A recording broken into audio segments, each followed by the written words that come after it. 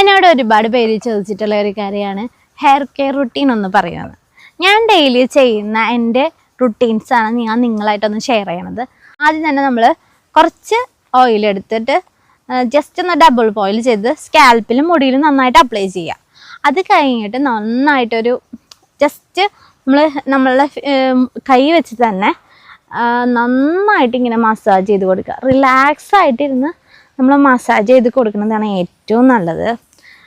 നന്നായിട്ട് ഇങ്ങനെ മസാജ് ചെയ്ത് ഒരു 5 മിനിറ്റ് നമുക്കൊന്ന് മസാജ് ചെയ്ത് കൊടുക്കാം. അതിന് ശേഷം ഒരു 10 മിനിറ്റോ 20 മിനിറ്റോ കഴിഞ്ഞ് താളിപ്പൊടിയോ പയറുപൊടിയോ ഇട്ട് വാഷ് ചെയ്ത്.